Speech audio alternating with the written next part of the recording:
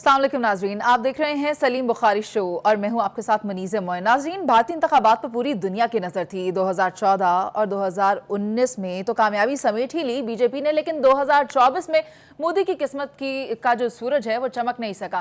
400 کے پار کا نعرہ لگانے والے سادہ اکثریت بھی حاصل نہیں کر پائے اور 272 کا گولڈن نمبر محض ایک حسرت ہی رہ گیا۔ آج کچھ اہم کیسز پر سماعت ہوئی ہے، ان پر بھی بات کریں گے۔ سپریم کورٹ کے جسٹس اطہر من اللہ نے نیب ترامیم کی براہ راست نشریات کی درخواست مسترد کرنے سے متعلق اختلافی نوٹ جاری کیا ہے، اور اس اختلافی نوٹ میں انہوں نے کہا ہے کہ ماضی میں بڑے کیسوں میں بڑی زیادتیاں ہوئی ہیں، اور اس فہرست میں کون کون شامل ہے اس پر بھی روشنی ڈالیں گے۔ ایک اور اہم کیس ہے جو فیصل وابڈہ اور مصطفیٰ کمال کے کیس کی پروسیڈنگ کی ہم بات کریں گے، جس پر مصطفیٰ کمال کی طرف سے تو معافی نامہ جمع کروا دیا گیا توہین عدالت کیس میں، لیکن اس کو مسترد کر دیا گیا، اور جنہوں نے معافی نامہ جمع نہیں کروایا تھا فیصل وابڈہ صاحب نے، ان کو یہ کہا گیا کہ آپ جمع کروائیں جواب۔ ٹی وی چینلز کو بھی نوٹسز جاری ہوئے ہیں جنہیں کہا گیا ہے کہ آپ نے 2 ہفتے میں جواب جمع کروانا ہے، اور کیس کی پروسیڈنگ دوبارہ 28 جون کو ہونے جا رہی ہے۔ ایک اور معاملہ سر اٹھائے ہوئے ہے، حکومت بار بار سولر والوں کے دل کے تار چھیڑ دیتی ہے، آخر اس کی وجہ کیا ہے، اس پر بھی بات کریں گے۔ بلا تاخیر پروگرام میں شامل کرتے ہیں اس پروگرام کے روح رواں سلیم بخاری صاحب کو۔ سر السلام علیکم۔ میں ٹھیک ہوں، وعلیکم السلام، آپ کیسی ہیں؟ اللہ کا شکر۔ بخاری صاحب، کس طرح دیکھتے ہیں بھارت میں ہونے والے انتخابات کو؟ کیا لگتا ہے بی جے پی اور مودی کے لیے اب یہ گورنمنٹ رن کرنا کتنا آسان ہوگا یا کتنا مشکل؟ وہ ٹیک کا بند تو آپ نے کہہ ہی دیا ہے، اس کی تھوڑی سی وضاحت کرنا بہت ضروری ہے ناظرین کے لیے۔ دیکھیں، پہلی بات تو یہ ہے کہ ہندوستان میں، بھارت میں مودی جی کی جو ہندوتا پالیسی تھی اس کی تو بینڈ بج گئی ہے، پہلی بات تو یہ ہے، ٹھیک ہے۔ دوسری بات یہ کہ کشمیر کے حوالے سے جو کچھ انہوں نے کیا تھا، کشمیر سے بھی ان کی بستر لپیٹ دیا گیا ہے، 6 میں سے 2 سیٹیں ملی ہیں ان کو۔ اسی طرح ایودھیا، جہاں انہوں نے بابری مسجد مسمار کر کے رام مندر بنایا، وہاں سے بھی بی جے پی کی بینڈ بجا دی، انہوں نے کہا کہ بھاگے یہاں سے۔ بالکل۔ اب یہ جو دعوے تھے ان کے، ان دعووں کی روشنی میں اگر آپ دیکھیں تو بہت قسم پرسی کی حالت ہے۔ کہاں تو بی جے پی خود 400 سیٹیں لینے کا اعلان بھی کر چکی تھی، دعویٰ بھی کر چکی تھی، اور ان کو یقین بھی تھا کہ ہمیں ملیں گے، وہاں ان کو 293 سیٹیں ملی ہیں، جو کہ حکومت بنانے سے صرف 20 سیٹیں زیادہ ہے۔ میری بات توجہ سے سنیے، اگر 11 سیٹیں وہاں سے ہٹ جائیں، جس کے کہ بہت کبھی امکان ہے، تو مودی صاحب کا تیسری دفعہ وزیر اعظم بننے کا خواب بھی شرمندہ تعبیر ہوتا دکھائی نہیں دیتا۔ اور اگر آپ جو انالیسز اس وقت ہندوستان کی میڈیا کے اوپر چل رہے ہیں، جو کہ بہت پرو مودی تھا پہلے، تو آپ کو لگتا ہے یہ کہ کافی لڑکھڑائے ہوئے ہیں مودی صاحب بھی۔ اگر کسی نے ان کی باڈی لینگویج دیکھی ہے کل جب انہوں نے وننگ سپیچ کی، تو اس سے صاف پتہ چل رہا تھا کہ اندر سے بھائی کھوکھلے ہیں، ایک بات۔ دوسری بات یہ کہ جو سب سے خوفناک کام کرنے جا رہی تھی B J P and Modi صاحب، وہ یہ تھا کہ جو ہندوستان کا آئین ہے، جس کو سیکولر آئین کا کلیم کیا جاتا ہے، وہ اس کو تبدیل کرنا چاہتے تھے، اور اس کی تبدیل کرنے کی وجہ سے ہی ان کو 400 سیٹوں کا تقاضا تھا ان کا۔ یہ آئین کو چینج کرنے کی ضرورت کیوں محسوس ہو جا رہی ہے؟ کیونکہ بی جے پی جو ہے وہ یہ سمجھتی ہے کہ نہرو صاحب جو ہیں وہ بھی بیوقوف آدمی تھے، جاہل تھے، گاندھی صاحب کی بھی وہ جو اہنسا کی پالیسی تھی وہ ان کا پاگل پن تھا۔ ہم اپنے ناظرین کو یہ یاد دلا دیں کہ گاندھی صاحب کا قتل بھی ایک ہندو نہیں کیا تھا، کسی اور ذات کے یا مذہب کے آدمی نے نہیں کیا تھا۔ ہیونگ سیڈ دیٹ، آئین بدلنے کے لیے جس کی کہ بے پناہ کوشش ہو رہی ہے کہ اس کا سیکولر امیج جو ہے وہ ختم کر دیا جائے، اور چونکہ بھارت میں ہندو زیادہ ہیں، لہٰذا ہندوتا کے تحت ایک نیا آئین تشکیل دیا جائے۔ اقلیتوں کے ساتھ جو کچھ مودی صاحب کرتے رہے ہیں اس کی تفصیل کا وقت تو شاید نہیں ہے، لیکن ہم یہ ضرور بتا دیں آپ کو کہ ایسا عالم تھا اس وقت بھارت بھر میں کہ عیسائیوں کے چرچز جلائے جا رہے ہیں، مسلمانوں کی مسجدیں مسمار کی جا رہی ہیں، گلیوں محلوں میں بی جے پی کے گنڈے، جو وہ آر ایس ایس کے گنڈے جو ہیں، وہ لڑکیوں کی توہین کر رہے ہیں، بے عزتی کر رہے ہیں۔ نقاب کے حوالے سے جتنی کنٹروورسی چلی وہاں آپ کو وہ سب کچھ آپ کے سامنے ہے۔ تو یہ سب کچھ جو ہے، کسانوں کو کس طرح انہوں نے تنگ کیا، کسانوں کے ساتھ تو جو سلوک کیا انہوں نے، وہ سب کو معلوم ہے۔ لیکن پھر دیکھیں نا، پنجاب میں بھی ان کا بینڈ بجا ہے، تو جہاں جہاں بھی انہوں نے نفرت بوئی ہے، وہاں سے جو بیج نکلے ہیں انہوں نے ان کو ڈسون کیا ہے۔ جیسا آپ نے بھی بتایا بابری مسجد والا حلقہ، دیکھیے بابری مسجد والا حلقہ تو ایک بہت بڑا ثبوت ہے۔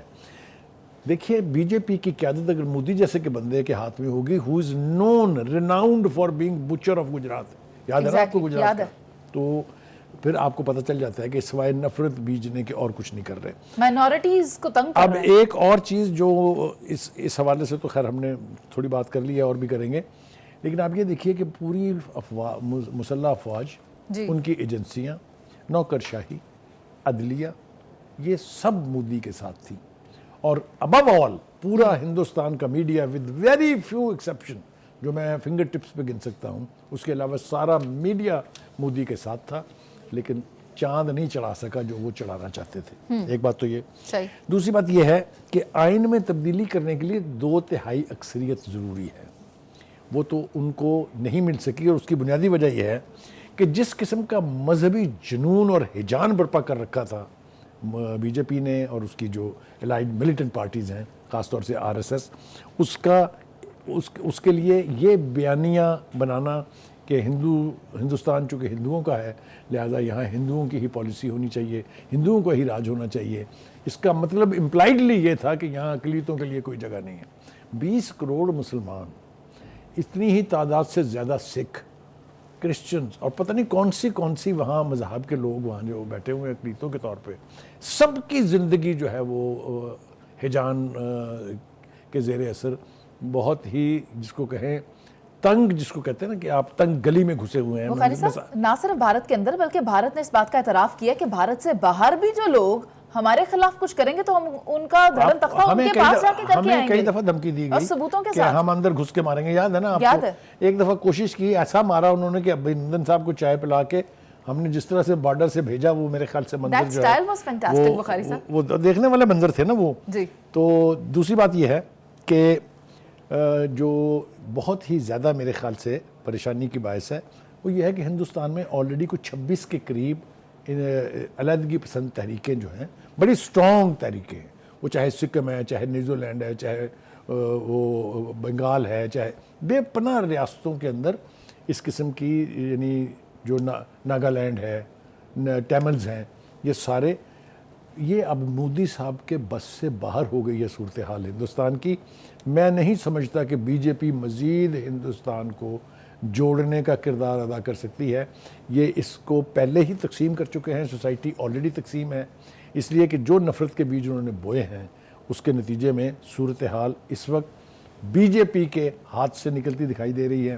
اب آ جائیں ذرا سیٹ ایلوکیشن کے اوپر. مودی صاحب کی تیسری دفعہ وزیر اعظم بننے کی خواہش بھی مجھے زمیں بوس ہوتی دکھائی دے رہی ہے. جیسا میں نے کہا آپ کو کہ صرف 20 سیٹیں ان کے پاس زیادہ ہیں. اگر 20 سیٹوں میں سے 11 بھی ادھر ادھر ہو جائیں تو بھائی بھی اور بی جے پی بھی گئی, دن میں تارے نظر آ جائیں گے. دوسرا یہ کہ کئی ریاستوں میں بی جے پی کو مار پڑی ہے بہت زیادہ, وہ بھی ایک بہت بڑا ایک انفلوئنس ہوتا ہے کسی بھی ملک کی سیاست پر. ہیونگ سیڈ دس, ایک تو مودی صاحب بذات خود جو ہے وہ جہاں سے جیتے ہیں وہاں پچھلی مرتبہ وہ 5 لاکھ ووٹوں کی اکثریت سے جیتے تھے, اور اس دفعہ انہیں 1 لاکھ کچھ ہزار جو ہے ووٹ زیادہ ملے ہیں. دیٹ مین ان کی اپنی پاپولیرٹی ان کے اپنے حلقے میں وارانسی میں کم ہو گئی ہے, وہ جو ہے وہ بھی کم ہو رہی ہے.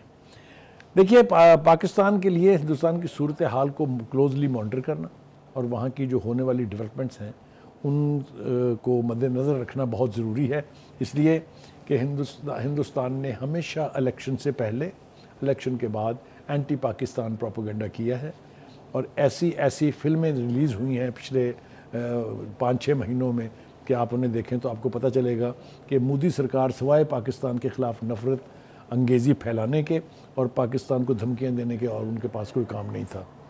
تو اس طرح کے رویے اور اس طرح کی پالیسیوں کا جو منطقی نتیجہ نکلنا تھا وہ آج ہمارے سامنے ہے. بخاری صاحب, 5th جنریشن وارفیئر کو بھی دیکھتے ہوئے آپ دیکھیں کہ وہ میڈیا کا کس طرح سے استعمال کر رہے ہیں. جہاں آپ نے فلموں کی بات کی وہاں وہ میڈیا پر اس طرح کی آرگنائزیشن بھی بناتے ہیں, ان کی فنڈنگ بھی کرتے ہیں, جس سے کہ نہ صرف اپنے فائدے کے لیے استعمال کریں بلکہ پاکستان میں بھی تضاد ڈال سکیں. جو 2 بڑے سیگمنٹ جو ہیں بی جے پی نے ڈرا دھمکا کے, بالکل میں تو بالکل کسی کنٹراڈکشن کے بغیر کہہ سکتا ہوں کہ ایک پورا میڈیا اور ایک وہاں کے بزنس ٹائکونس, چاہے وہ اڈوانی ہیں, چاہے وہ جتنے بھی بڑے بڑے نام ہیں, ابھی جس کے بیٹے کی شادی ہوئی تھی آپ کو, امبانی ابھی چل رہی ہے سر, یہ سب کچھ ان لوگوں کو انہوں نے اپنے ساتھ ملایا اور ایک خواب دکھایا کہ رائزنگ انڈیا جو ہے, آپ کو یاد ہے کتنا پاپولر سلوگن رہا ہے, وہ رائزنگ انڈیا جو ہے وہ میرے خیال سے نوز ڈائیو نیچے آیا ہے.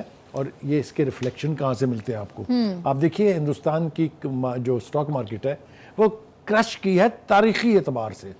ایک دم سے اتنا بڑا امپیکٹ آنا جو ہے یہ بھی مودی صاحب کی ایک بدترین ہار کے مترادف ہے کہ وہ جسے رائزنگ انڈیا کہہ رہے تھے وہاں کی اسٹاک مارکیٹ جو ہے وہ کرش کر رہی ہے.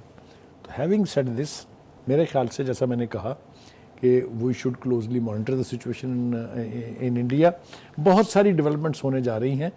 دوسری بات یہ کہ جو پرو بی جے پی دو وزرائے اعلیٰ تھے کشمیر میں, ایک صاحب تھے عمر عبداللہ صاحب اور دوسرے مفتی صاحب, وہ دونوں الیکشن ہار گئے ہیں آپ کی اطلاع کے لیے. جی تو مطلب کہنے کا یہ ہے کہ وہ جو نفرت بوئی تھی مودی صاحب نے, ہاں جی, وہ نفرت جو ہے وہ الٹی جس کو کہتے ہیں نا گلے پڑ جانا, یہ مودی صاحب کے گلے پڑی کھڑی ہے. اور بھارتیہ جنتا پارٹی جو ہے, میرا خیال ہے یہ ذاتی, یہ میں خواہش نہیں کر رہا ہوں, میرا یہ انالیسس ہے کہ بی جے پی کی قیادت جو ہے وہ شاید مودی صاحب کو بدلنے کے بارے میں بھی سر اندر سے بھی اس بات کی آواز آ گئی ہے اور الیکشن کے آنے والے نتائج اس بات پر مہر ثبت کر رہے ہیں کہ آرٹیکل 370 کی جو خلاف ورزی کی گئی وہ نہیں پسند کر رہے بھارت کے لوگ. اور ایک اور بات سے, جہاں آپ نے اتنی مفید انفارمیشن شیئر کی وہاں یہ بات بھی ایڈ کر لیں, انتخابی مہم میں جہاں مسجد کی طرف علامتی تیر چلانے والی بی جے پی کی امیدوار مادھوی لٹھا ہار گئی.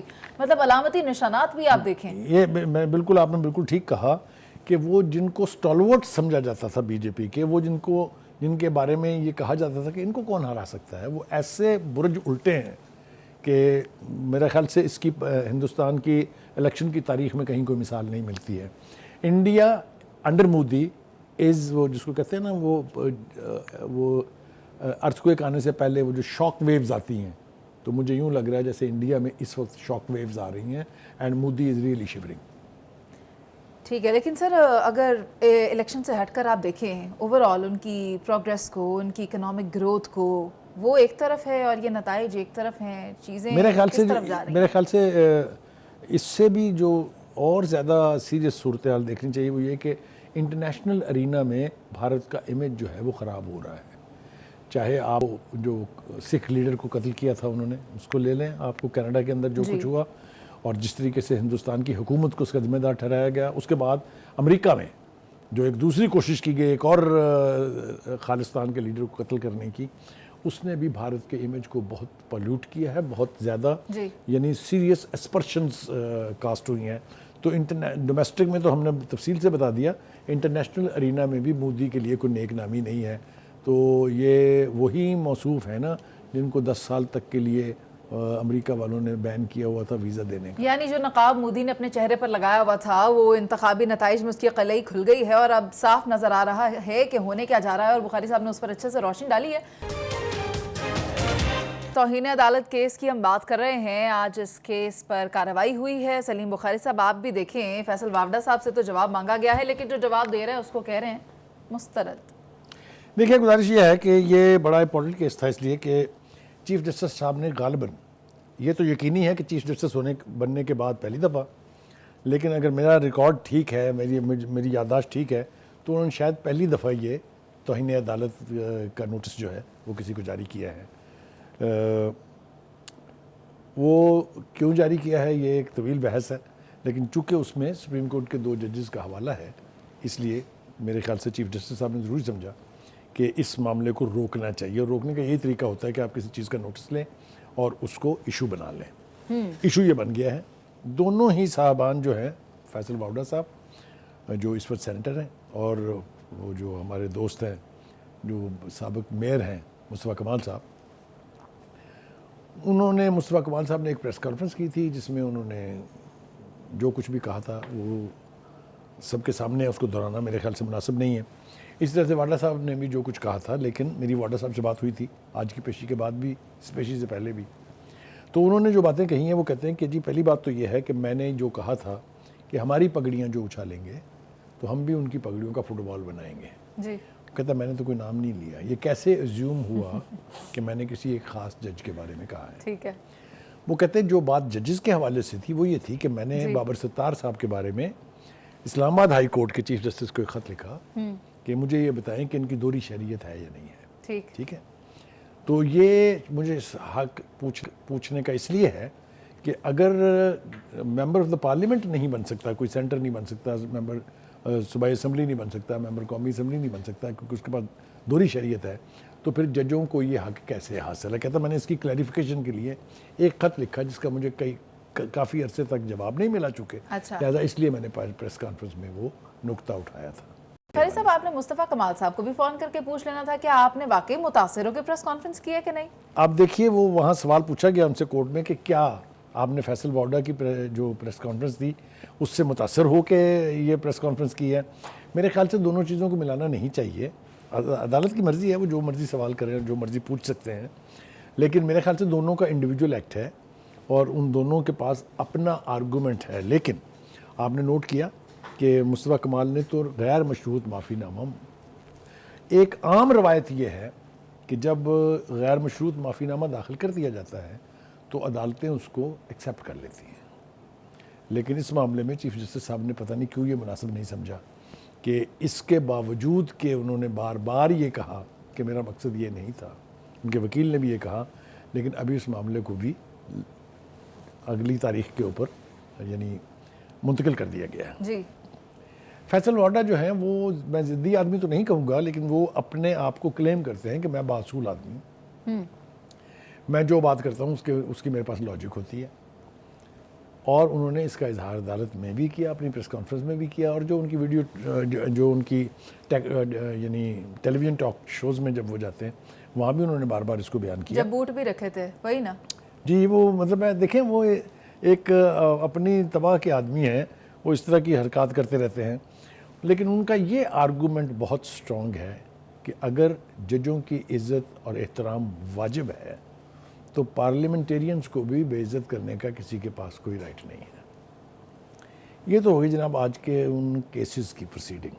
اب آگے کیا ہوتا ہے یہ تو دیکھا جائے گا. انہوں نے اپنا سٹانس نہیں بدلا ہے وارڈا صاحب نے ابھی تک. انہوں نے مجھے فون پہ بتایا کہ میں نے 3-4 دفعہ بات کرنے کی کوشش کی لیکن مجھے اس کی اجازت نہیں دی گئی, اور وہ کہتا ہے میرے وکیل نے بھی 3-4 باتیں کرنے کی کوشش کی, اس کو بھی زیادہ موقع نہیں ملا, تو اگلی پیشی پر ہم اپنا معافی الضمیر اور جو پورا ہمارا آرگومنٹ ہے اس کے اوپر ہم بحث کریں گے. ٹی وی چینلز کا کیا کرنا ہے؟ 2 ہفتوں میں انہوں نے بھی جواب جمع اب آ جائیے جناب, لے دے کے نزلہ جو ہے وہ سارا جو ٹی وی چینلز پر گر گیا ہے. آپ یہ بتائیے کہ لائیو اگر کوریج کسی چیز کی ہو رہی ہو تو کسی چیز کو روکا جا سکتا ہے؟ ڈیلے ہے نا 3 سیکنڈ کا. وہ 3 سیکنڈ کے ڈیلے میں ہیومن مائنڈ ہے نا, لیپس ہو جاتا ہے کبھی کبھی. میں اس کو جسٹیفائی نہیں کر رہا ہوں, نہ یہ کہہ رہا ہوں کہ یہ بہت ٹھیک ہوا ہے, لیکن اتنا سٹرونگ نوٹس 2 جو پارلیمنٹیرینز ہیں ان کے پریس کانفرنسز کرنے پر میڈیا پر چڑھائی جو ہے یہ بھی میرے خیال سے تھوڑی سی زیادتی اس لیے ہے. چلیے ابھی تو انہوں نے پیمرا کو کہا ہے نا کہ ہمیں دیں وہ کس چینل نے وہ چلایا تھا. میرے خیال سے مارجن دینا چاہیے کہ ٹی وی چینل جو ہیں وہ پارلیمنٹیرینز کی پریس کانفرنس نہیں دکھائیں گے تو پھر کیا دکھائیں گے سارا دن بیٹھ کے وہاں. Any way, having said that, وہ ہم دیکھیں گے کہ اس کی فیٹ کیا ہوتی ہے, لیکن میرا خیال ہے میڈیا کے اوپر اگر ہاتھ چیف جسٹس صاحب ہلکا رکھیں تو زیادہ بہتر ہوگا. اس سے پہلے انہوں نے کئی مرتبہ ہی ہیز ریسکیوڈ جرنلسٹس, یہ مطلب ہے ریکارڈ کی بات ہے اس لیے کہنی چاہیے کہ بہت ساری چیزیں جو ان کے نوٹس میں لائی گئی یا ان کی عدالت تک پہنچی انہوں نے ہمیشہ میڈیا کا ساتھ دیا ہے. ٹھیک ہو گیا, تو اب کی بار معاف کر دیں. ہاں, میرا خیال ہے لیجنٹ ویو لینا چاہیے, کیونکہ چینل والوں کی نیت یہ نہیں تھی کہ ججز کا احترام نہ کیا جائے. جب کوئی چینل نہیں پرسیو کر سکا کہ کیا ہو رہا ہے تو پھر بس وہ اپنی انٹرپریٹیشن ہے. جی, anyway, having said that, جو اس سے زیادہ سرپرائزنگ بات ہے وہ آپ نے اس کو ہائی لائٹ کرنے کے لیے, سطر من اللہ کا اختلافی نوٹ. جی, وہ اختلافی نوٹ جو ہے وہ بہت عجیب و غریب ہے. اس کی چند ایک باتیں, میں سارا تو اس کو نہیں ڈسکس کرنا چاہتا, لیکن چند ایک باتیں میں ضرور کرنا چاہتا ہوں. پہلی بات تو یہ ہے کہ انہوں نے یہ کہا ہے کہ پی ٹی آئی کے جو بانی ہیں وہ عام قیدی نہیں ہیں, کیونکہ حالیہ الیکشن میں ان کے لاکھوں ووٹر جو ہیں انہوں نے ان کا ساتھ دیا ہے, ان کے سپورٹرز ہیں. اس کو جسٹیفائی کرنے کے لیے انہوں نے کہا کہ بھٹو صاحب جو تھے وہ بھی چھوٹے لیڈر نہیں تھے, وہ بہت بڑے لیڈر تھے, اور ان کو بھی ایک آئین شکن فوجی آمر کی ریاستی مشینری کا نشانہ بننا پڑا. ماشاءاللہ دیر بڑی کی, وہ کہتے ہیں کہ وہ بہت دیر کی مہرباں آتے آتے. اس کے بعد وہ کہتے ہیں کہ جی بینظیر بھٹو اور نواز شریف بھی عام قیدی نہیں تھے, اور ان کے خلاف بھی ریاستی طاقت کا غلط استعمال ہوا. میری انٹرپریٹیشن یہ ہے, and I can be wrong, کہ یہ تینوں کو جو خراج تحسین پیش کیا گیا ہے یہ بانی پی ٹی آئی کو جو ان کے دل میں جو ان کے لیے گنجائش ہے اس کو جسٹیفائی کرنے کے لیے دیا گیا، کیونکہ وہ مجھے یاد ہے اچھی طرح سے کہ جنرل مشرف کے دور میں وہ وزیر بھی تھے، تو اس وقت تو انہیں آئین شکنی وغیرہ قسم کی کوئی چیز یاد نہیں آئی ہے۔ دوسری بات یہ ہے کہ وہ یہ کہتے ہیں کہ جی منتخب نمائندوں کی تضحیک اور ان کو ہراساں کرنے کے لیے عدلیہ کا گٹھ جوڑ رہا ہے۔ ذرا توجہ سے فرمائیے، یہ کوئی باہر کا بندہ نہیں کہہ رہا ہے، یہ میڈیا میں بیٹھا ہوا کوئی جرنلسٹ نہیں کہہ رہا ہے، اس سے بھی وہ آگے گئے ہیں اور یہ کہتے ہیں کہ یہ تاثر ہے کہ اسٹیبلشمنٹ اور عدلیہ کا گٹھ جوڑ ہوا ہے جس کی وجہ سے عوامی نمائندوں کے ساتھ بدسلوکی ہو رہی ہے۔ It's a biased view, absolutely biased view, کیونکہ یہ صرف ایک شخص کے ساتھ جو کچھ ہو رہا ہے، ہم یہ بالکل نہیں کہہ رہے کہ بانی پی ٹی آئی کے ساتھ جو کچھ ہو رہا ہے وہ ٹھیک ہو رہا ہے یا یہ ہونا چاہیے، یہ نہ ہمارا پریمیسز ہے نہ ہم اس پر بات کرنا چاہتے ہیں، لیکن ان کے ایکٹ کو جسٹیفائی کرنے کے لیے اگر آپ ریکال کریں گے ہسٹری تو اس کو پھر صحیح طریقے سے کرنا چاہیے۔ میں آپ کو اس کی ایک بدترین مثال دینا چاہتا ہوں، اور یہ بھی تمام تر معذرت کے ساتھ جسٹس من اللہ کے لیے ہمارے دل میں بہت احترام ہے، لیکن جب آپ اس طرح کی باتیں کریں تو پھر سوشل میڈیا کی کام کر دیتے ہیں آپ۔ جی سوشل میڈیا کے اوپر بھی جو کچھ کہا جاتا ہے اس کی میں تھوڑی سی جھلک آپ کو دکھاتا ہوں۔ وہ کہتے ہیں جی کہ پورے جج صاحب اپنے ریمارک سے پورے الیکشن اور سپریم کورٹ کے کردار کو مشکوک بنانے کی کوشش کر رہے ہیں۔ یہ اب سوشل میڈیا کہہ رہا ہے، ہم نہیں کہہ رہے ہیں، نہ ہم اس کو سبسکرائب کرتے ہیں، جی ٹھیک ہے۔ وہ کہتے ہیں کہ یاد رہے یہ وہی جج ہیں جنہوں نے چیف جسٹس اسلام آباد ہائی کورٹ بننے کے ساتھ ہی جج شوکت صدیقی کا سوشل بائیکاٹ کیا تھا۔ ٹھیک ہے۔ پھر وہ یہ کہتے ہیں کہ جی اور نجم سیٹھی سمیت مختلف صحافیوں کو کہا کہ نواز شریف کو ٹی وی پر نہ دکھانے سے آپ کو کیا تکلیف ہے۔ اب یہ جج کے ریمارکس ریکارڈ کے بتائے جا رہے ہیں۔ وہ کہتے ہیں یہ کون سا عوامی مسئلہ ہے، یہ وہی جج ہے جس نے گھر بیٹھے بغیر بایو میٹرک کے حفاظتی ضمانت دینے کا رواج ڈالا۔ یہ وہی جج ہے جس نے ساتھی جج زیبا چودھری کو دھمکی دینے والے کیس میں عمران خان نیازی کو معافی مانگے بغیر کیس ختم کر دیا، اور یہ وہی جج ہیں جنہوں نے آرمی چیف کو لائیو گالی دینے والی ایمان مزاری کا کیس پہلی پیشی پر اڑا کے اس کو بری کر دیا۔ اب دیکھیں نا، جب آپ اس طرح کے نوٹس ایشو کریں گے اور وہ تنقید کا نشانہ بنیں گے، اور جو سوشل میڈیا ہے وہ بے لگام ہے، اسی لیے کہا جاتا ہے نا کہ اس کو کنٹرول کریں، اس کو ریگولیٹ کریں۔ خود ہی جو باتیں انہوں نے کی بخاری صاحب، اس پر آپ نے بڑی خوبصورت بات کی کہ بہت دیر کر دی مہرباں آتے آتے۔ جب ہم نے دیکھا کہ سولر پینلز مارکیٹ میں بہت زیادہ سستے ہو رہے تھے تو کئی لوگوں نے اپنے گھروں میں لگوائے، لیکن سولر پینل کو لے کر ہمیشہ سے ان کے دل میں جو خدشہ رہا، جو ابہام رہا، وہ آج بھی موجود ہے۔ سلیم بخاری صاحب، کیوں آئے روز اس میں ہم نئی بات سنتے ہیں؟ کبھی کہتے ہیں مہنگے ہو رہے ہیں، کبھی کہتے ہیں سستے ہو رہے ہیں، کبھی کہتے ہیں ہم اس پر کوئی بیان نہیں دے رہے۔ آخر مسئلہ کیا ہے سولر پینل کو لے کر؟ دیکھیں، پہلی بات تو یہ ہے کہ جن حکومتوں کے منہ عوام کا خون لگ جاتا ہے نا، خون چوسنے کی عادی جو ہو جاتی ہیں، اکثر وہ کمزور حکومتیں ہوتی ہیں، وہ اس طرح کے فیلر چھوڑتی ہیں۔ کبھی ہم یہ کرنے جا رہے ہیں، نہیں ہم نے تو یہ کہا ہی نہیں ہے، تھوڑے دنوں کے بعد پھر یہ ہم یہ بس اب ہو گیا ہے، پھر واپس یہ بیک اینڈ فورتھ جو جاتی ہیں نا حکومتیں، یہ ان کی کمزوری کی نشانی ہوتی ہے۔ پہلی بات تو یہ سمجھ لیں آپ۔ دوسری بات یہ ہے کہ حکومت چلتی ہے کریڈیبلٹی پر۔ اگر ان کی کریڈیبلٹی یہ ہو کہ آج وہ جو کہہ رہے ہیں کل مکر جائیں گے، تو پھر عوام ان کے اوپر اعتماد کرنا چھوڑ دیتے ہیں، اور ان کی مدت حکومت جو ہے وہ پھر مختصر ہو جاتی ہے۔ یہ ایک عمل ہے، اس کو آپ سیاسی عمل کہہ لیں، اس کو آپ فطری عمل کہہ لیں، آپ جو بھی کہہ لیں اس کو۔ میرے خیال سے سولرز کو لے کے جتنی ویک پالیسی اس حکومت کی ہے، اس سے پہلے ہم نے نہیں سنی، کیونکہ پچھلی جتنی بھی حکومتیں تھیں، چاہے وہ بانی پی ٹی آئی کی تھی یا اس سے پہلے نواز شریف صاحب کی تھی، اس سے پہلے بے نظیر کی تھی، ان سب حکومتوں میں باقاعدہ عوام کو موٹیویٹ کیا گیا کہ آپ کے بیسٹ انٹرسٹ میں یہ ہے کہ اگر آپ نے بجلی کے ہیوی بلوں سے اپنی جان بچانی ہے تو سولر سسٹم لگائیں۔ یہاں تک بھی ترغیب دی گئی کہ جو چھوٹے گھر والے ہیں، جن کی ایک بلب ایک پنکھا چلتا ہے، ان کو کہا کہ ہم آپ کو قسطوں پر دیں گے۔ اس سے بھی جو چھوٹا طبقہ، اس کو کہا ہم فری دیں گے آپ کو۔ تو لوگوں کو اکسا کے، ان کو موٹیویٹ کر کے جب انہوں نے لگوا لیے، تو اب ہر 15 دن کے بعد ایک دھمکی آ رہی ہے ٹیلی میٹرنگ ختم کر رہے ہیں ہم۔ یار کوئی تک ہے؟ یہ حکومت ہے، یہ کیا ہے؟ یہ تماشا ہے یہ؟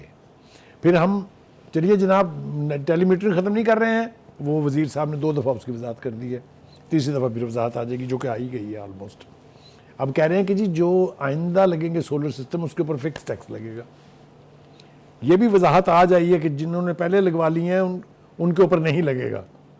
جب سے یہ اونچ نیچ شروع ہے حکومت کی، جنہوں نے سولر لگایا ہوا ہے وہ کیا سلواتیں سنا رہے ہیں، کس کس قسم کی غلیظ گالیاں دے رہے ہیں حکومت اور حکومتی ان ذمہ داران کو جو اس کی طرح کی باتیں کر رہے ہیں، میں وہ یہاں بیان کے قابل نہیں۔ بخاری صاحب گھما پھرا کر مجھے تو ہر طرف سے چکی میں سولر لگوانے والے اور سولر بیچنے والے ہی نظر آ رہے ہیں۔ دیکھیں گزارش یہ ہے، میں نے جیسا کہا کہ حکومت جس وقت کسی چیز کو اویئرنیس لا کے لوگوں کو قائل کر لیتی ہے، پھر حکومت کے پاس واپس جانے کا کوئی راستہ نہیں ہے۔ آپ کو مثال دیتا ہوں، بجلی کے بل جب نواز شریف صاحب کی حکومت میں اچانک بڑھائے گئے تھے کافی سارے روپیوں کے حوالے سے، تو لوگوں نے واپڈا کے دفتر جلا دیے تھے، یاد ہے آپ کو؟ سب یاد ہے مجھے، تو آئی پی پی کے گریڈ ساتھ معاہدے اسٹیشنوں بھی میں یاد ہے گھس گئے تھے، یاد ہے؟ سر، سب یاد ہے۔ تو کہنے کا مطلب یہ ہے کہ جب آپ عوام کی بہبود کا نام لے کے ان کو لوٹنے کی کوشش کریں گے تو پھر یہی ہوگا۔ بخاری صاحب اس کا کیا حل نکالنا ہے؟ آئی پی پیز کے ساتھ جو معاہدے ہوئے اس کی مد میں جو کیپیسٹی چارجز ہم ابھی تک ٹھیک نہیں کر پا رہے، اس کا کیا کرنا ہے؟ آپ ایک نیا مسئلہ پیدا کر کے بیٹھ کے آپ پرانا تو حل ہو نہیں رہا۔ دیکھیے، پہلی بات تو یہ ہے کہ میں آئی پی پیز والوں کو کم بلیم کروں گا جنہوں نے ان کے ساتھ یہ معاہدے کیے تھے، اور اتنے انگارڈڈ معاہدے کیے تھے کہ اگر ہم بجلی نہ بھی لیں، یعنی مثال کے طور پہ اگر ہماری اپنی جنریشن اتنی ہو جاتی ہے کہ ان سے ہمیں بجلی لینے کی ضرورت نہ پڑے تب بھی ہم نے پیسے دینے۔ چلیں شکر ہے ڈالر تو فکس کر دیا تھا۔ دیکھیے گزارش یہ ہے، یہی ہوتے ہیں حکومتوں کے وہ فیصلے جو پھر الٹیمیٹلی ان کی تباہی کا باعث بنتے ہیں۔ میں انتہائی ذمہ داری سے یہ کہہ رہا ہوں کہ لوگ قائل ہو گئے تھے اس بات پر کہ solar is a relief to the common man, ان کی وہ 40,000 80,000 بلوں سے جان چھٹ جائے گی۔ لیکن یہ جو کچھ محسن لغاری صاحب 2 مرتبہ پہلے کر چکے ہیں، اور اب کہہ رہے ہیں کہ ہمیں تو یہ بتایا گیا تھا، جو خبریں چلی ہیں کہ سمری جو ہے پرائم منسٹر صاحب نے متعلقہ محکموں کو بھیج دی ہے۔ پھر وہ آپ کے منہ سے محسن لغاری نکل گیا، میں نے کہا وہ اویس لغاری ہے۔ سوری، اویس لغاری، وہ آئی سیٹ کریکٹڈ۔ جی محسن صاحب، آپ سے تمام تر معذرت کے بعد جو بھی ہیں لغاری صاحب کہہ لیتے ہیں جی۔ لغاری صاحب کو چاہیے کہ وہ عوام کے جذبات کے ساتھ نہ کھیلیں۔ میں آپ کو بتا رہا ہوں، اپنے گھر سے شروع کرتا ہوں۔ ہم نے جتنی سلواتیں آج سنائی ہیں اور جتنی بددعائیں دی ہیں، اگر یہ بددعائیں گراس روٹ لیول پر پاکستان کے عوام کی سارے شامل ہو گئے اس میں، تو کیا بنے گا اس حکومت کا اور ان لوگوں کا جو اس کے ذمہ دار ہیں۔ بخاری صاحب سوال تو یہ ہے، کیا سورج سے ملنے والی انرجی پر بھی ٹیکس دیں گے ہم؟ کہ ٹیکسوں کی بات ہوتی ہے نا، وہ یہاں بیان نہیں کیے جا سکتے، اس لیے ہم حکومت کو سنسیریٹی کے ساتھ مشورہ دیتے ہیں کہ جس سے عوام کو ریلیف مل رہا ہے اور آپ کا ٹکا نہیں لگ رہا اس میں، خدا کے واسطے ان کے اوپر رحم کریں۔ دیکھیں، میں آپ کو ایک مثال اور دوں، پٹرول اینڈ ڈیزل، اس کے لیٹر کا آپ کبھی انالیسز کریں کہ یہ کتنے کا ان کو ملتا ہے، کتنے کا یہ مجھے اور آپ کو دے رہے ہیں، اور کتنے روپے اس کے اندر سے حکومت کی پاکٹ میں جا رہے ہیں۔ تو پھر کوئی سخت لفظ بول دوں گا، آپ بعد میں مجھے کہتی ہیں کہ جی آپ تھوڑا ہاتھ سے ہلکا رکھا کریں۔ آپ مجھے یہ بتائیے، ہمیں دے کیا رہے ہیں اس کے بدلے میں؟ یہ کیا ہر بچے کو داخلہ مل رہا ہے؟ کیا ہر مریض ٹریٹ ہو رہا ہے؟ کیا ہر مریض کو دوائیاں مل رہی ہیں فری؟ وہ اس لیے نہیں مل رہی ہیں کہ وہ ساری رقم جو عوام سے اس طرح لوٹی کھسوٹی جاتی ہے، وہ اپنے علل تللوں کے اوپر صرف کی جاتی ہے، اور یہ کسی بھی ایک جمہوری اور کسی بھی عوامی حکومت کے لچھن نہیں ہے۔ بخاری صاحب پروگرام کا وقت ختم ہو گیا ہے، کل دوبارہ ملیں گے، ابھی کے لیے اجازت، اللہ نگہبان۔